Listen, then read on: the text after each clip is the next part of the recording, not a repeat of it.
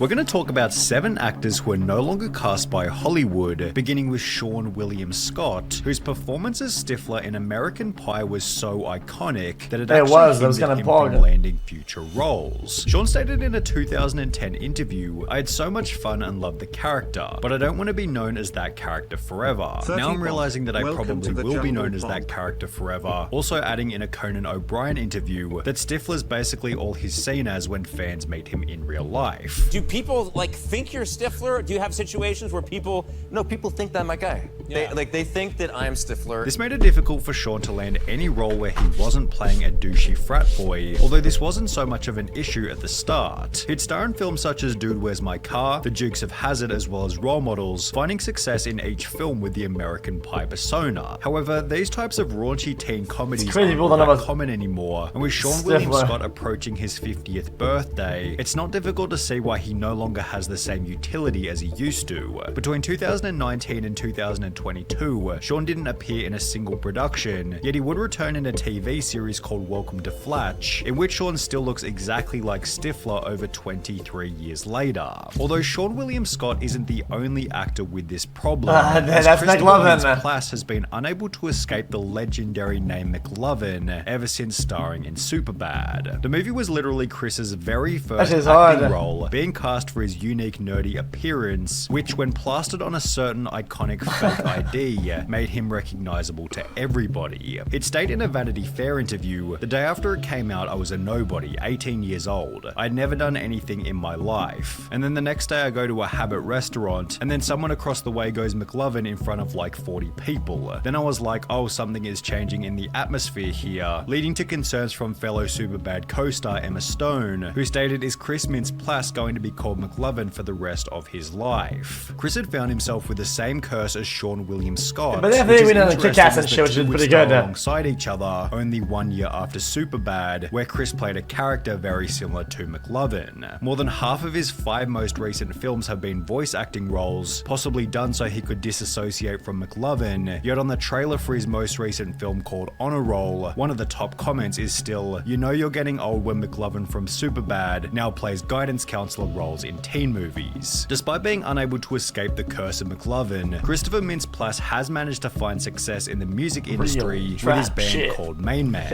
When asked during an interview, "Do you ever feel pulled toward acting or music more than the other?" Chris responded by stating, "I would love to keep balancing the two. I think I'm very lucky and grateful for where I am right now that I can do both. Acting, you can work for 3 months and not work for 6 months. So in that time, I love the momentum of music and everything that's going on. The momentum right now is very musical. I kind of just go with the flow." Toby Maguire has also found himself in numerous media scandals. In 2015, it was reported that Maguire won as much as 30 to 40 million from illegal poker games over the course of 3 years, with most of this money having come from a hedge fund manager who's now serving 10 years in prison himself for running an illegal Ponzi scheme. The poker games were organized by a woman named Molly Bloom, who wrote in her memoir that Maguire asked her to bark like a seal who wants a fish in order to earn a $1,000 poker chip. The poker game organizer added that she tried to laugh it off. However, the actor persisted and said, "I'm not kidding, what's wrong? You're too rich now, you won't bark for $1,000? On top of this scandal, there are YouTube compilations dedicated... Wait, what?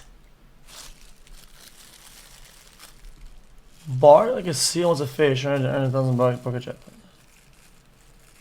I'm not kidding, what's wrong? You're too rich now, you won't bark for $1,000? On top of this scandal, there are YouTube compilations dedicated solely to Toby Maguire getting angry at paparazzi. Although the main reason behind why he's disappeared from Hollywood is because he's busy making movies as opposed to acting in them. Despite having acted in only 4 productions since 2014, he's been the producer for 8 movies during the same time period, which is significantly more than Taylor Lautner, who was blacklisted by Hollywood for a much more brutal reason. Taylor Lautner became an overnight sensation at the age of 16 after starring in the incredibly famous series Twilight, with his attractive physical appearance helping him to land the role and maintain an audience of dedicated teenage fangirls. Almost every Taylor Lautner interview focused on his body. So everybody's talking about the scene where you drop your pants. How is that? with the whole Bark Team from Jacob Streamer vs. Team Boy. Edward fiasco helping Taylor Lautner to earn an estimated $40 million from the franchise. He was so famous that for 10 whole years, he didn't go to a grocery store, movie theater, or a mall, although over time this insane level of fame began to fade. The 4 movies he starred in after Twilight each failed to crack 6 stars on IMDb, the worst of which being described as a fourth-rate Hollywood thriller that bundles a lot of thievery from better movies, is entirely bereft of suspense. Yeah, but Twilight were never organized for being a quality movie in the first place, right? It just wasn't. Or excitement, and features a leading man who absolutely positively cannot act. And by 2016, Taylor Lautner had stopped exercising altogether, leading him to lose the body that had made him so famous in the first place. And you know what happens when you So don't want to see a gym dry. is you start losing the 8-pack. Seeing it online was very tough, and being like, wow, he's let it all go. I was like, oh man, did I really let it all go? It'd be unfair to call Taylor Lautner's Twilight success Jesus, lucky, as he definitely had to put in a lot of work prior to landing the role, but it did seem Can like I he get a caught the welcome to right the wave jungle? at the right time. The movie demanded a fit guy in his late teens, which Taylor Lautner suited perfectly at the time. Yeah, I don't know why However, this you on would its care own about was that. insufficient to ensure any long-term success. But while every person we've discussed so far has continued to land small roles here and there, it's time to talk about Cameron Diaz, who hasn't been cast in a single movie since 2000. Chat, am I wrong? Chat, if you're not as motivated to go to the gym, you don't go to the gym as often, and you lose a little bit of muscle, right? Am I being rude saying that, like, I feel like it's kind of a no big deal that people say, like, that you're losing muscle? It's kind of, I think it's a very, if you really want to, you can fix that easily. Compared to other problems that people have with, like, their faces and the wrinkles and things that are impossible to fix, you can fix your muscle almost if you want to.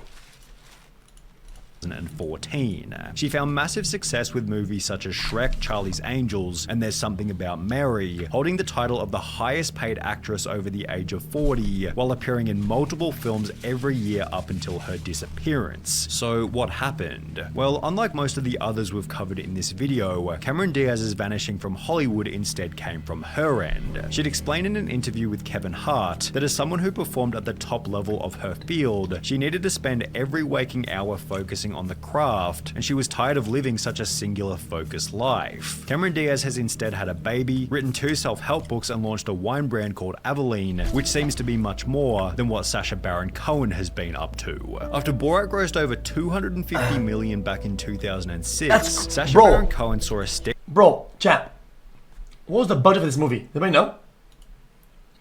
I feel like this movie could have been done with, like, fucking 300K or something. Sasha Baron Cohen saw a steady decline in the performance of every film afterwards. The Dictator did $180 million, Bruno did $140 million, yet by 2016, Grimsby did only $28 million on a budget of $35 million, meaning the film lost $7 million, whilst prompting reviews such as Baron Cohen is a one-trick pony and his shtick has worn thin. In 2016, he stated that Hollywood would be too scared to make Borat today, explaining that the incredibly crude humor which made the movie so successful was better suited to when the film was first released. The kind of stuff he pulled off in Borat is much harder to do in this YouTube/iPhone age, as Cohen himself admitted while doing press for this one. Okay, the same guys, it's a one-trick pony, but that pony has you can do a lot with it.